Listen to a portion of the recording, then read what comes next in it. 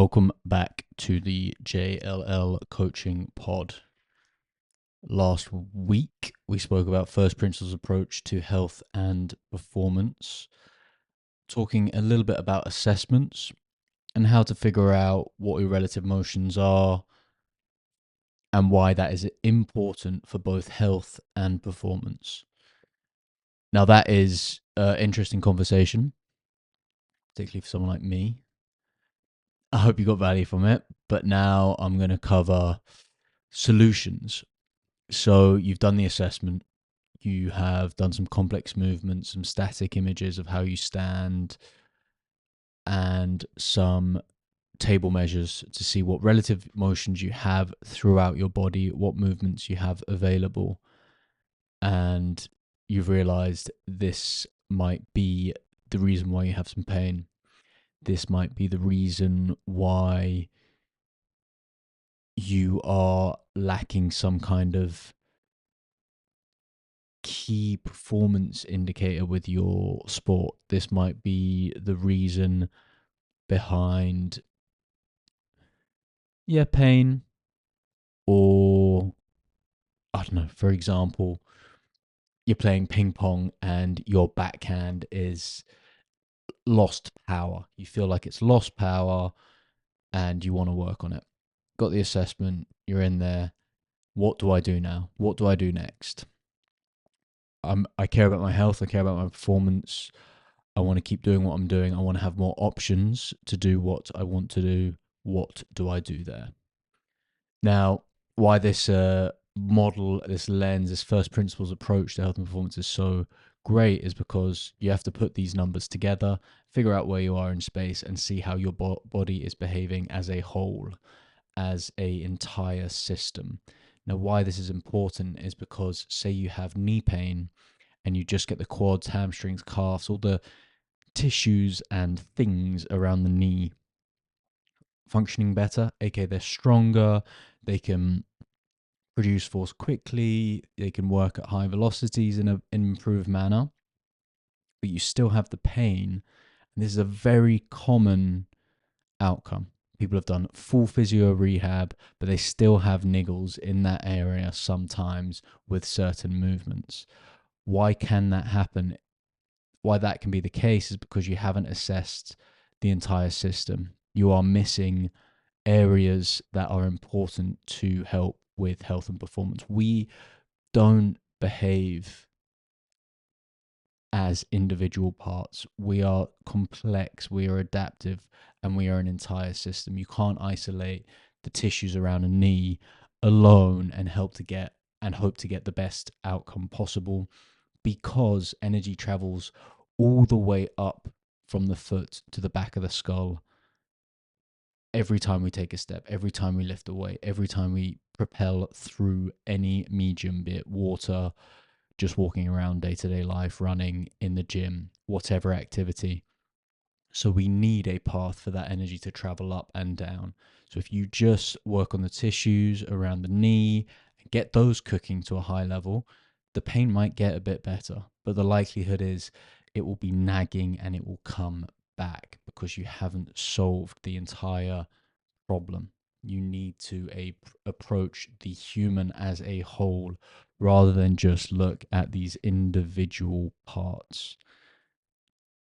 So now that's what we're going to do. So you got to look at the relationship between the relative motions in your body, see if you have coherence between your head, your thorax, your pelvis, and the hips and shoulders and the associated limbs.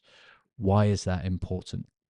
Because, for example, you have knee pain, and that can be because energy is pooling up in the knee and you're not able to share that energy throughout the rest of the body. So you can picture, you take a step, your foot's out in front of you, the energy wave propagates up from the foot through the knee, through the hip, but then you have an issue with relative motions in your thorax, in your rib cage, in your shoulder, even in your head, that stops the energy propelling up or propagating up to the back of the skull. It stops there and it just travels back down and starts to pool rather than it dispersing throughout the body.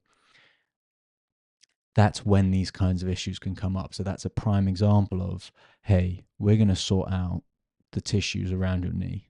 That's going to be important. But if we don't address the entire system as a whole, we are leaving things on the table, because energy has to propagate up and propagate down through this system. That is unavoidable. So that is why we do this full table test measures. We see what's going on at the thorax, shoulders, hips, and we see how you move as an entire entity and see how you behave in different places. But now say I've got this knee pain. I have got my legs strong, got them more powerful, but I'm still having this nagging issue. You might see a decoherence between your thorax and your pelvis. What that means is your thorax, you've made your pelvis, your femur, your tibia, you've made good changes, you've increased the relative motions in that area, and you've built some muscle, you've got them strong, got them powerful in that below the hip and below area, part of the body, bottom half of you. But those changes don't stick. They keep coming back because I still have pain. We need to address the upper body, because it's most likely in that case. And again, you would get this information just from the assessment alone, rather than going through this just trying to improve the knee because the knee hurts. If you do a full assessment and you see where you are in space and how much relative motions you have in different parts of the body, you can tell directly what is the biggest attractor and how do we deal with that. So in this case, the biggest attractor would be something in the thorax is blocking the energy from propagating up to the back of the skull and coming back down through the leg. It is pulling at the knee. Therefore, you need to address something to increase the relative motions in the thorax. I'm going to take a sip of coffee. Delicious. Delicious. Shout out Dark Arts Roastery. You guys slap. Anyways, I was just going to make a sick joke about slapping people, but I'm not going to. Back to it. So what do? You find out you don't have enough relative motions in your thorax and it's influencing the behavior of your knee. You have pain, energy's pooling there. What do? So certain measures, your late shoulder, ER, would give you information about the relationship between your scapular, rib cage, and spine and humerus, and how these things would move relative or not to one another. And if that information told you that your scapula is very close to your spine, that dorsal rostral area, which is effectively the back part between the scapulae, if that area is enclosed, aka the scapula is really close to the spine, and this is quite typical on the right side for most humans just because of internal dynamics. If you don't have enough relative motion for energy to propagate up through the system, doing different tasks, then it's likely that that energy will stop there and come back down, and that can again lead to pooling. Could be an issue at the knee. I know that's quite hard to conceptualize, but that's why we talk about these things on podcasts and we try to improve our quality of understanding. We figured out that we have an issue between the shoulder blade and the spine. The muscles there are short, they are concentrically orientated. Effectively, the muscle activity is high and they are pulling the scapula towards the spine. Excelente. What can we do to create some eccentric orientation and some space between the scapula and the spine? This is when manual mechanical techniques come in.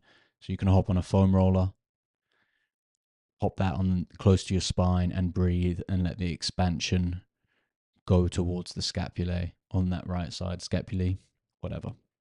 Move the scapula away from the spine by using a foam roller, just lying on it and compressing the area close to your spine, just off to the side of it, and that just breathing in that position and maybe turning without moving the scapula towards that right side can increase the eccentric orientation, because you've got the fluid, the air, the pressure will change, and that will influence the mechanical tension in the tissues on the backside. So muscles will quieten down, aka less motor unit recruitment will occur, and that concentrically orientated tissue can get eccentric, and we can create some beautiful space. Why is that important? Again, because it gives the system more variability so energy can travel up through it without getting blocked by this lack of relative motion in the thorax. And just doing that alone could potentially remove the pressure from the knee and improve performance in that area. Very interesting way to think about these things. But effectively, once you've done your assessment, you'll get an idea of what relative motions I had available. Do I have coherence between the different body parts? That's important, because if you have a hip and lower body behaving in a different way than the upper body, then you're going to be a bit all over the shop, and you need to get that coherence to ensure the body is behaving in the same way again. So it's easy and efficient for energy to travel up and down throughout the body. Bosh. So if you have decoherence, effectively what we're looking for when we do these assessments is what is the lowest hanging fruit? What is the thing that is having the biggest impact on your health or performance? And how can we dive into that, improve it, and get you moving in the direction you want to move? If it's maintaining your variability in day-to-day life, just so say you spent 12 hours a day typing at a keyboard, we want you to have a million different ways to type at a keyboard rather than 10, because if you just have the same 10 ways, it's going to be quite exhausting on some of those tissues. But if you have a lot of relative motions and options to do that 12 hours of typing, it's likely you can do that to a higher level and share the load across those tissues. And once you've created that space, so we've spoken about creating a coherent thorax, skull, and pelvis, and the associated limbs. Once you've created that space, and we're also making a few leaps, because sometimes your limbs can be influential on creating that space. So, for example, say you wanted to move the scapula away from the spine. If you had a limb that had an issue, I'm just watching Eleanor deal with the postman. I think she's got it. Fingers crossed. Sorry, guys. It's distracting. You get back to it in less than 30 seconds. I trust her. She's got this. Anyways, you could have a humerus or a ulna that is interfering with the relationship up in the thorax. So you might have to do say that foam rolling of the dorsal rostral area didn't improve your late ER measures, or we didn't increase relative motions through the backside of the pelvis. I think I'm going to get okay, I'm going to have to go see what's going on. Just going to pause. I will edit this out. Sorry about that. We are back in business. Yeah. So you have a decoherent thorax to your pelvis. You've seen that you need to address the dorsal rostral area on the right side. You do some foam rolling and you don't get the improvement in relative motion. That can be because you have another attractor, which could be the position of your humerus or the shape of your humerus, and you could then do some more mechanical work on that to change the position to restore that relative motion. But let's go with the assumption you were successful with restoring the relative motion in the dorsal rostral region, and you've improved your late ER measures. Early ER measures have also improved. What do we do to secure that space? Surely you can't just foam roll or have some kind of manual input and that's sufficient. Well, I think you're kind of right there, because you have had this strategy over time to deal with the constraints of life. You've developed this pattern. It's learned to shorten that area, and that has had the outcome of knee pain. Now we've created the new space. How do we ensure that you can maintain it? And that is when we start to superimpose internal rotation or downforce through the system whilst attempting to maintain these relative motions that we have created. Excuse me. been running around. So we would restore relative motion between in the dorsal rostral area between the spine and the scapula, and then we would do a activity to start to superimpose internal rotation in that area whilst maintaining relative motions. This could be 100 things. I'm not going to go into detail on specific activities. This is more a macro view of what you can do to improve relative motions and that process of how you can start to maintain those relative motions over time while strategically and logically increasing the demands that human is capable of doing whilst maintaining these relative motions. A little example. So you could do a like hook lying, a cross face tricep extension on the right side, and that just has a little bit high demands of internal rotation through that right side, and ideally you're maintaining the relative motions that you've just created. So you do the exercise. Have you done it successfully? Did the tissues burn? Did it feel okay? You didn't have any pain getting out of it? And then you retest KPIs. Did you still have the relative motion that you've created after? Bosh. Then you've had a successful intervention and you can keep moving forward from there. A little bit of an intro, a little bit of a discussion on this first principles approach to creating relative motion and then maintaining that in the long term. Drop any questions you have below. Let me know what you thought of the pod. Thanks for listening. I hope you have a good day.